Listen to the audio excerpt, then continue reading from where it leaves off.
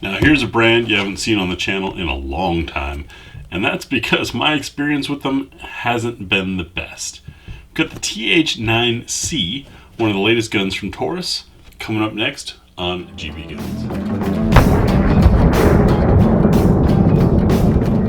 So the saga of my experience with Taurus is a long one. Basically, I found Lakeland LLC, and chances are, if you've heard of them, it's from my early experience and how they fixed my Millennium G2. This is a different gun, TH9C. Manual's up top. It does come in a hard case, which is nice, with cut foam. You know, it's a nice little extra, especially on such an affordable gun like this. We have a speed loader, always helpful. 2 magazines. Appear to be Metgar. Well, they are Metgar, made in Italy. A 13 rounder and a 17 rounder with the grip extension there. Our obligatory lock, and here's the gun. Take a look at the manual to see what you get. Taurus, I've always admired some of their design and definitely their price point. It lets people get into guns a little easier than, say, a $500 gun. These are, at the time of this filming, street price is around $280. Not bad at all for what you're getting design-wise. Looking at the manual, you know, the paper is a little thinner, the pictures aren't as clear as they are on higher end, but that's okay. Once again, you're getting a very affordable firearm, so I accept what they've got here. We've got specs in comparison to the others. So instead of you guys asking me, you're welcome to pause there and read all you want. But the manual does have photos and explain some things. Not all of the points in this manual are relevant to this particular gun. That's because it's a TH series manual, one manual for all the guns in the series. Now we'll get this out of the way and take a look at the gun. So we'll start off our look around the gun, of course, by checking for clear. And want to take a look at the magazine release, see if it releases or ejects. One thing to keep in mind if you're large-handed like myself and getting one of these compacts that has the grip extension to run a full-size magazine, in this case the 17-round magazine, is sometimes your hand gets in the way of releasing the magazine. See, I pushed the button and the friction between my hand and this extension held the extension in place. The magazine did not want to come out. I had that same problem on my XDM, and I've had it on other guns. But as you can see, we do get ejection there, which I like. I also noticed that these magazines, the plate has a little indent to be able to grab in case you need to rip the magazine out. I've never had to do that, even Type 3s. Simply lock the slide back, and you don't have to worry about fighting the magazine. But the magazine release from the standard shooter side feels stiffer in that direction than it does from the far side. I'm okay with that because I like pushing on the rear side. So we've shown clear. Let's cover the trigger so I don't forget that, as I tend to. Now this is the hammer fired model, the TH9C. I prefer hammer fired because I like the trigger feel a little better. This is rated as, or described as 6-pound single, 12-pound double. It is a single action, double action, so assuming you've just racked around, you're in single action. We have that take up there. You can feel safety's disengaging. Clean break, as all hammer fire should. There's your reset. Not bad at all. Now let's say you've just fired, round didn't go off. This is why I like single action, double action. Round might not have gone off because the ammo was old or had gotten wet, or maybe there was an obstruction that kept the firing pin from hitting as hard as it should have somehow. So this allows you to pull again before having to rack. It's more common with old ammo or bad ammo or weaker guns, but it is a nice bit of security. To start at the front of the gun, we can see we've got SIG 320 level front to vertical play and side to side play. That play does move the barrel. That would affect your target accuracy. However, as a defensive gun, that's probably fine. At defensive distances, it's not going to throw your shot off that much. We have a single slot for a rail for attaching a light or laser, which is nice. No serrations on the front of the trigger guard. We do have a memory point on both sides. That's for resting your trigger finger when you're staying off the trigger. Also works for the thumb of the support hand, regardless of which hand you're shooting with, which is great. I'm actually left-handed. I shoot right-handed because, well, that's where most guns come, and most of you viewers are right-handed. So we have relief here for the fingers to be able to reach. The magazine release is slightly shielded by a little bump or raise there. This texturing is nice. It gives some grip, but it's not going to shred your hands.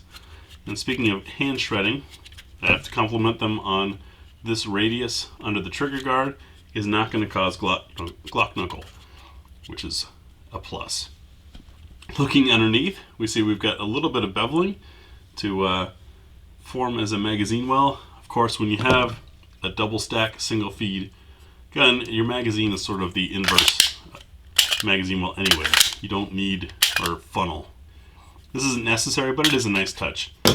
One thing that I am a little concerned about is if you look inside there, you can see the mainspring, and that's exposed. So in a carry gun situation, that might collect some lint or gunk over time. You're gonna have to watch that and blow it out from time to time to make sure it doesn't get too loaded up. That may affect trigger feel. I don't know, we'll have to see.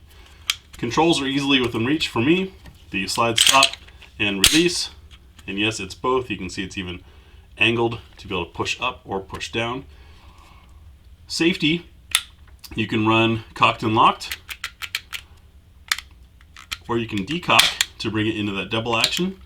It is nice that the lever springs back up, see, to stay out of the way. You can even put the safety on in double action, which is kind of weird. It lets the trigger move some, but it's not going to hit the firing pin hard enough to go off. Our sights, these I have some questions on. I hope the camera can catch it, but if I line up the dots, which is not the most accurate way, it's usually just quick acquisition, you notice the front sight blade is tall, which means this would be a high shot if we're going off of the blade. If we line the blade up evenly with the rear sight, now we're losing about half of our dot up there. Now, shooting with the dots, that's meant for quick acquisition. It's in no way supposed to be the most accurate way to shoot. Aligning 3 round objects is not exactly easy. I like to shoot top edge of the front sight off the top edge of the rear sight for my accurate shots, if you will. But the fact that the dots don't align when the top edges are aligned makes me wonder well, which one's correct. We'll have to see that when we take it out to shoot. Right side of the gun, we have our magazine release. No other controls. I understand the controls are duplicated on the full-size models, but these compacts don't have it. Do have our loaded chamber indicator. You see this little slip here on top of the extractor. When there's a round in the chamber, that's going to pop out and give you something both visual, there's a little strip of red, and tactile to let you know there's a round in the chamber. Another concern I've had with this gun, I just picked it up about an hour ago, brand new. Just from the few times that I've operated the slide, you can see there's already finish wear coming off the barrel. Now that's purely aesthetic, shouldn't be an issue. If that is going to raw steel and you're worried about rust, well, I'm sure that would scrape it right off. But even the end of the barrel here, you can see some marks just from using it. Next, we'll field strip the gun and take a look inside. So field stripping these is fairly easy. We have our takedown lever in the standard spot right there. We're going to pull down on both sides, pull the slide back a little bit, and the slide comes right off. No need to pull the trigger. They are a little tough to grab onto, but yeah, it happens. So the slide comes right off the frame. We can take a look inside the frame. See our trigger mechanism in there.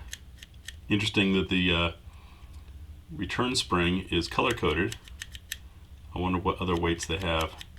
That return spring is also part of what gives you some sense of weight on the pull, because you're fighting against that spring. Nice solid ejector there. You can see the main spring down inside a little bit better maybe. pull out our recoil assembly, dual spring, captured, and steel rod. Taurus has learned since my Millennium fiasco. Good job, Taurus, on figuring that part out. And the barrel comes right out.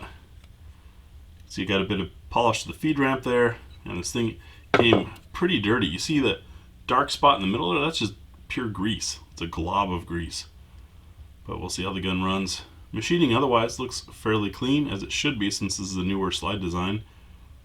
Should have changed out some tooling, hopefully. We've already got finish wear in there. That's going to be normal. Just normally you don't see that kind of wear until you've got a couple hundred rounds through it. A little assist to the feed ramp on there. See, magazine's going to be right above that, but that feed ramp being below the end of the magazine, I can put it right in to show you. It's going to help in case you have a round nosedive in the magazine, and that's a nice feature. Sometimes tired magazine, oddly shaped ammunition, etc. See how much higher the round is above that lower ramp? Well, if the round came up crooked, came up pushed in like that, that ramp would hopefully help guide the round out and up into the chamber. Speaking of, we'll check for our chamber support. We're using, as always, our nozzler. I love this stuff. It is not cheap, but man, if you ever want a completely perfect, almost hand load quality ammo, that's where to get it from. Round didn't quite drop in. I had to tap it. Probably just a little bit of this grease that's on here, maybe shipping grease from the trip from Brazil. We can see we don't have full chamber support. Looking down, get a dental pick through here, you can see it's not supported. That's okay, as long as you're running good ammunition. If you're going to run cheap reloads or potentially weak tired brass, I would recommend not doing that. Just because if you have a brass blowout, it's going to blow out through there, and your gases and everything will exit through here. The good news is, usually the weakest link there is the magazine will release and blow out the bottom, and it'll just scare the crap out of you. But still, full chamber support, all those gases and force is going to head out the barrel as it should. Here's our barrel. You can see it's already beat up just from handling it, but that's cosmetic. We'll see how this gun functions when we get out to the range. We'll give it our what's for dinner test, of course, and full mag +1, and get Maddie's opinion on it. I've always, reassembly is very easy. Always appreciated the design that goes into Tauri. The manufacturing, though, at least in my experience in the past, was subpar. And that led to mechanical issues. I don't care if a gun gets ugly. These are not Gucci Glocks. These are affordable defensive tools, but it needs to be able to function. And hopefully this thing will run through there. I mean, you get a loaded chamber indicator that's not obtrusive. You have no trigger pull takedown. You've got memory indentations. You've got a rail spot. You can run the sort of Goldilocks carry of 13 rounds, and with the finger rest, my hand might slip, but you know, for carry, that would work just fine. Or for range use or a class or training, you've got a nice full 17 rounder, or if it's a house gun. So many features that are so promising. I really hope this gun works. These are fairly new to the market, but they have been out a while. If you have one or have shot one, I'd love to hear your experiences in the comments below. Get this out to the range and have the shooting impressions video coming soon. Thanks for watching.